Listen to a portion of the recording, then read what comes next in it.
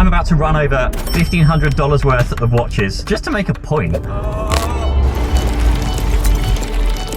Is the Apple Watch 2 actually any more durable than the Pixel Watch 2 or the Galaxy Watch 6? Or did Apple lie? But before we get to that dramatic event, I'm going to run over 6 other tests to put these watches through some other extreme but realistic durability tests. Starting off with, these watches are all supposedly water resistant. Now the Ultra is the only one here advertised as a diving watch, but the Pixel Watch 2 and Galaxy Watch 6 only have an IP68 rating, which means up to 30 minutes in 1.5 meters of fresh water. I'm going to leave them overnight in a hot tub which has a ton of chemicals such as chlorine, bromine, and all the chemicals needed to balance the pH and alkalinity to sanitize the water. It's basically the equivalent of leaving them in a swimming pool. And I'm only expecting the Apple Watch here should survive based on their ratings. This could be a very short video. The next day.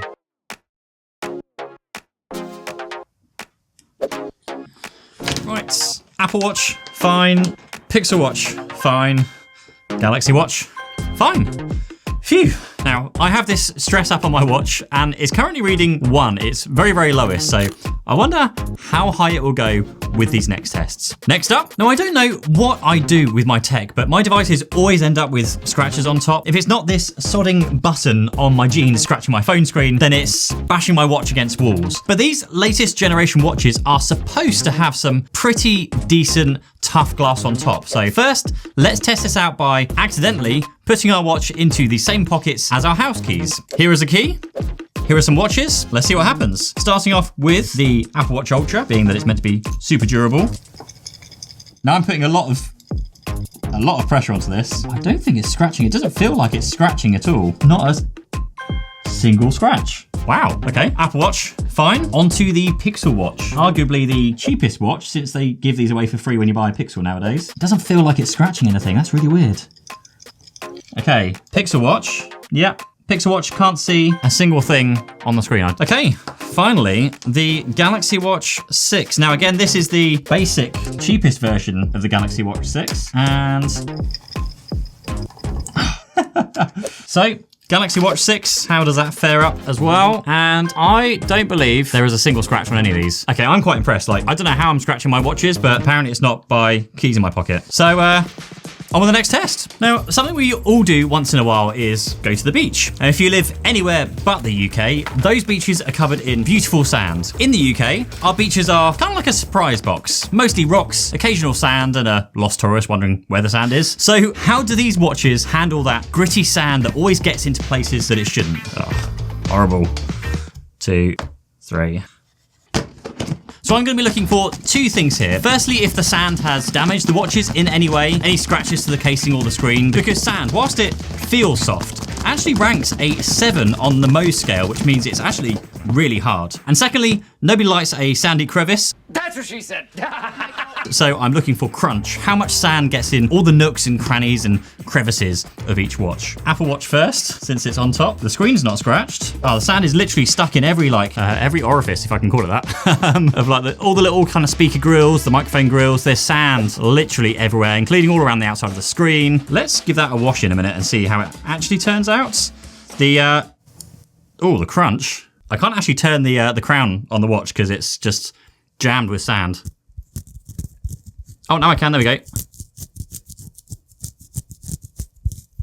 Okay, Apple Watch, relatively unscathed. Galaxy Watch, again, the sand has absolutely clung to anything it possibly can, any kind of metal surface on here. Apart from the screen. The screen must have some coating to stop it, I don't know. Other than the clasp there. Again, unscratched, nothing on the screen itself. And there's no real crunch because, I mean, I can try the buttons. Yeah, buttons work just fine. No issues whatsoever. So again, I'll give that a quick wash. Where is the Pixel Watch? Pixel Watch is down here. There we go. Probably the same as the other watches, I'm imagining. Crown surprisingly easy. I think the crown is basically a little bit crunchy, but because it's not enclosed in a space like the Apple Watch Ultra, it's a lot easier to turn, and I'm sure that will wash out. And in terms of the back of the watch, let's have a quick look at the back. It's very difficult to see. It looks scratched, but I think that's just the sand on it. So let's go give these watches a quick wash. Back in a moment. So once you've washed the sand out of all of your crevices, whilst realizing that when you're at at the beach, you can't control where sand goes. We can control how we can accessorize and protect our watches. And shout out to Casetify for sending me a selection of their watch accessories. Now I'm loving this silver 3-link band, which turns my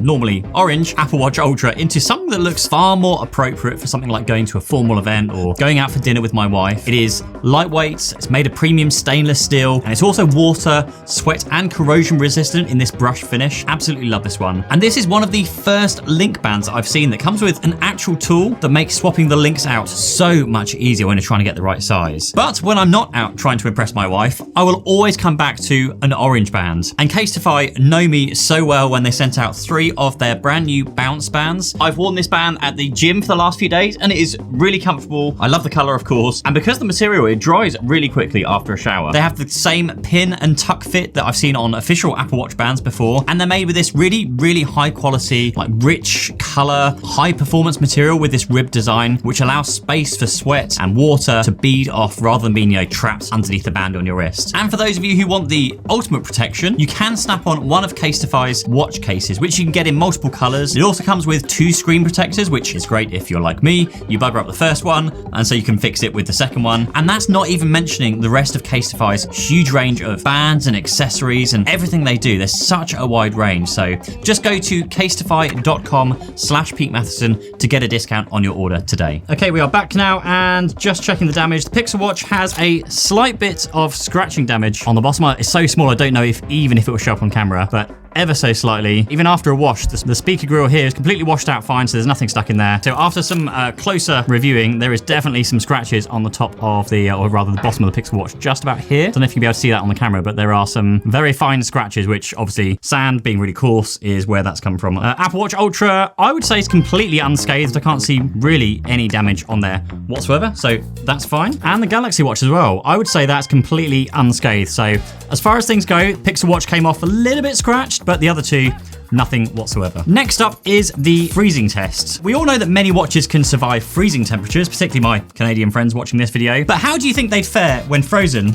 in a block of ice? Now, I'm not saying I'm trying to make watch popsicles, but if this experiment turns out into a new trend, then you saw it here first. So this isn't just a test for whether they can stand freezing temperatures, because right now that water is making its way into every tiny gap in the watch. And when it freezes, the water will actually expand by about 9% and really start pushing against all of the delicate components inside.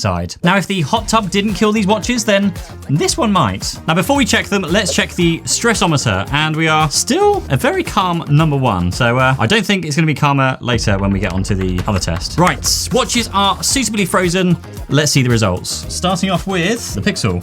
Pixel Watch is working, at least, underneath the camera. There we go. Right, Pixel Watch.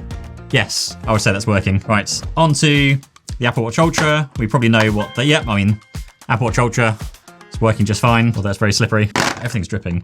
Finally, the Galaxy Watch. Oh, is this working? This looks like it may not be working. This is the Galaxy Watch 6. Galaxy Watch 6. Yeah, so I guess all 3 win.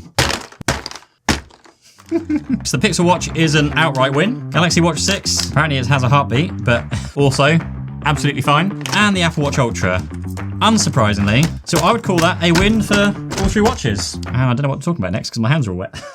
Don't you dare. So testing the durability in the cold to testing the opposite end. Now, the hottest place on Earth hits around 57 degrees centigrade or 134 degrees Fahrenheit. So to imitate that, I'm going to bake my watches. I guess let's call it a tech pie to see how well they survive. And since my oven doesn't really do 50 degrees because it's just too low, I'm going to set it as low as it can go and then use this device to decide when they've reached kind of room temperature, let's call it, or maximum temperature. Then going to carefully remove them and test to see how they work. Oh.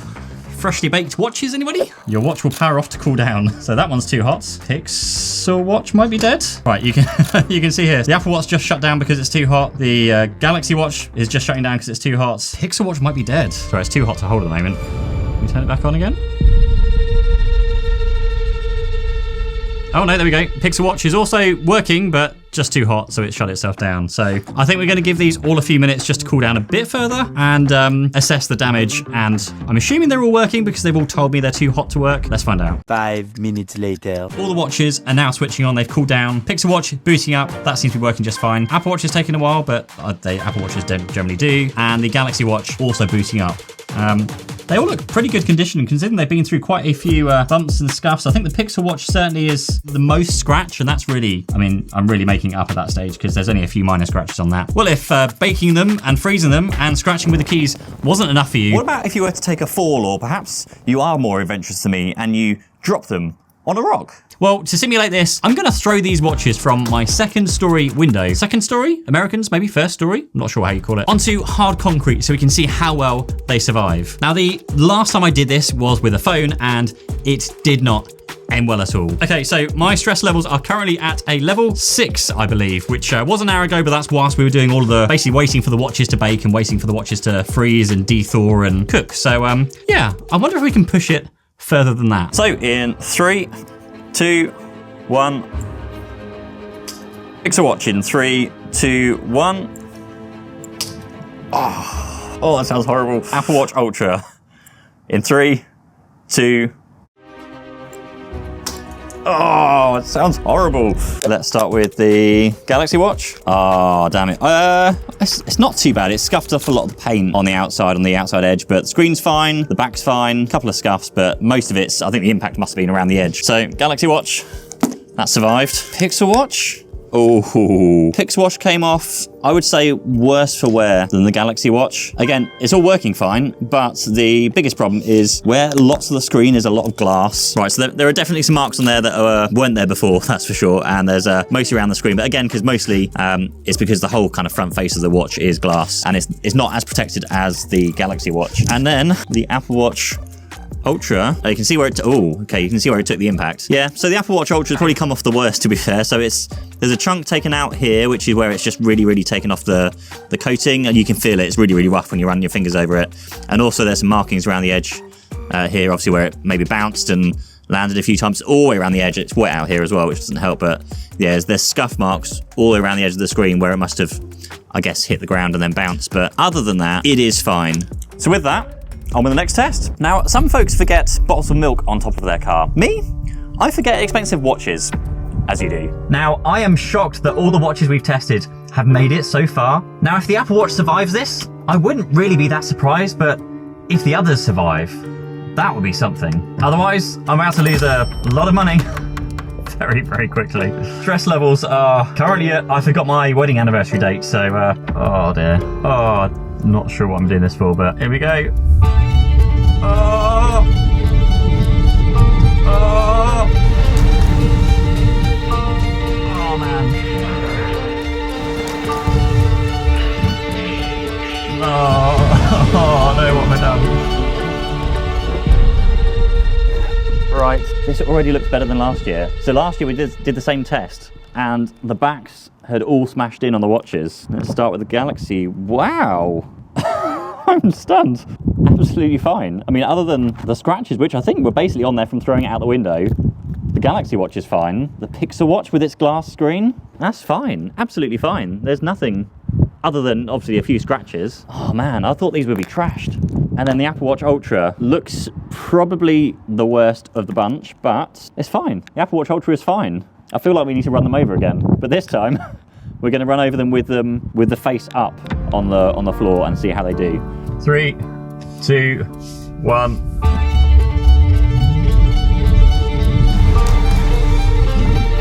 Did I run over them? Say one of them is destroyed. Oh, okay. Oh, that's surprising. Okay. The Pixel Watch is... Does it still work?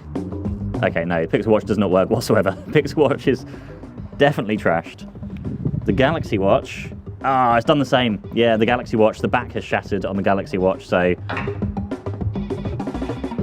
Galaxy Watch, unfortunately dead. What about good old Apple Watch, though? Oh, it's not turning on. I feel like, yeah. Oh, savage. So, The watches survive being run over face down. So if you drop your watch accidentally face down, it's fine. If you drop them face up and a car happens to run over them, yeah, not so much. So if you'd like to support me, I'd appreciate a sub to the channel down below, or join the Patreon to watch the After Hours show, which we're just about to start shooting.